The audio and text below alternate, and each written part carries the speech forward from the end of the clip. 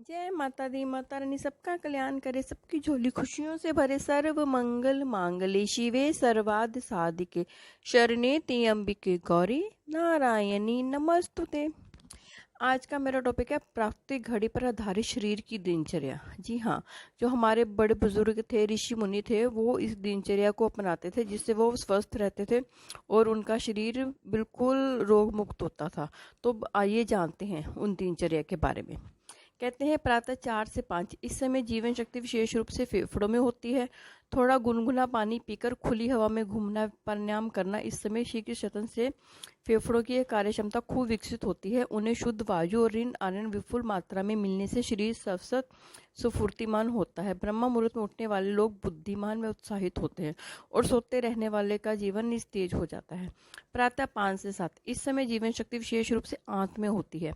प्रातः जागरण से लेकर सुबह 7 बजे के बीच मल त्याग व स्नान कर लेना चाहिए। सुबह 7 के बाद जो मल त्याग करते हैं उनकी आंतें मल से तेजद्वाश का शोषण कर मल को सुखा देती हैं। इससे कब्ज तथा अन्य कई रोग उत्पन्न होते हैं। प्रातः 7 से 9 इस समय जीवन शक्ति विशेष रूप से अमावस्या में होती है। ये समय भोजन के लिए उपयुक्त है। इस समय पाचक रस अधिक बनते हैं।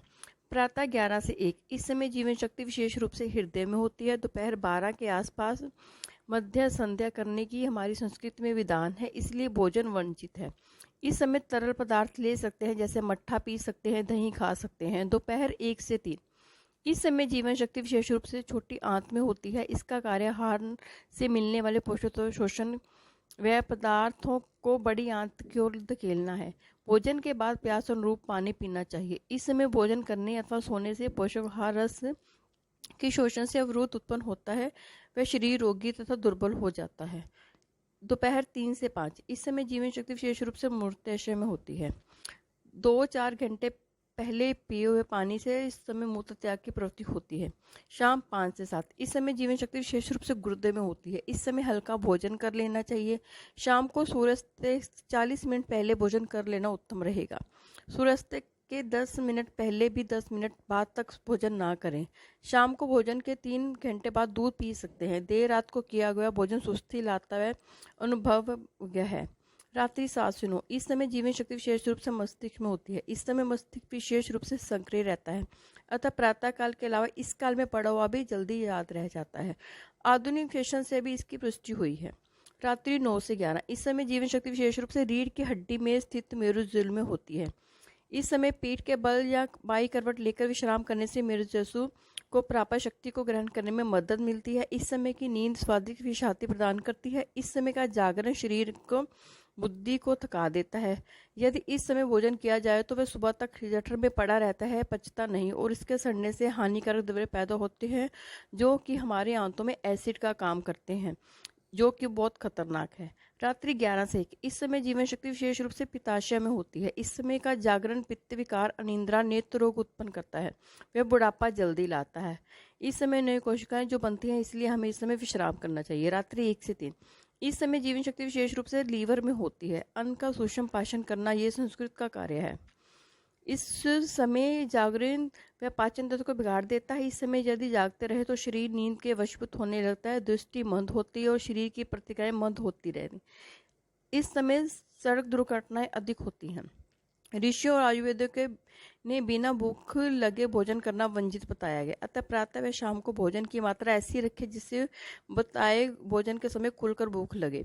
जमीन पर कुछ बिछाकर सुखाकर बैठकर ही भोजन करें। इस आसान से मूलाधार चक्र सक्रिय होने की जठरानी प्रवृत्ति रहती है। कुर्सी पर बैठकर भोजन करने से पाचन शक्ति कमजोर तथा खड़े होकर भोजन करने से बिल्कुल ही बचना चाहिए। पृथ्वी के चुंबकीय क्षेत्र को लाभ लेने हेतु सिर पूर्व या दक्षिण दिशा में करके ही सोएं, अतः निंद्रा जैसी तकलीफें नहीं होती हैं। शरीर की जैविक घड़ी को ठीक ढंग से चलाने हेतु रात्रि को बत्ती बंद करके सोएं। इस समय हुई शो योकाने वाले देर रात तक कार्य अध्ययन करने से बत्ती चालू रखकर सोने से जैविक घड़ी निष्क्रिय होकर भयंकर स्वास्थ्य संबंधी हानियां होती हैं। अंधेरे में सोने से जैविक घड़ियां ठीक ढंग से चलती हैं। आजकल प्राय जाने वाले अधिकांश रोगों का कारण अस्त व्यस्त दिनचर्या ही है, विपरीत आहार ही है।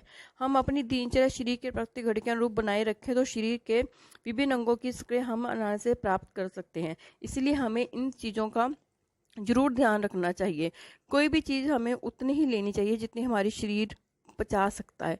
ओवर खाया हुआ खाना, ओवर पिया हुआ पानी, मतलब ये हमारी दिनचर्या में ऋषि मुनियों ने बताया कि हर चीज़ की एक लिमिट होती है, हमें हर चीज़ एक लिमिट में ही लेनी चाहिए।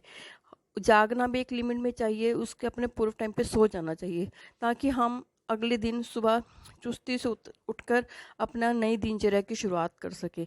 ये जो नए नए आजकल शोषण चल पड़े हैं, जो बच्चे आजकल देर रात तक मोबाइल चलाते हैं, जो कि हमारी संस्कृति को खराब कर रहे हैं, जिससे कि बच्चों में अब वो विकास नहीं रह गया जो पहले बच्चों में था।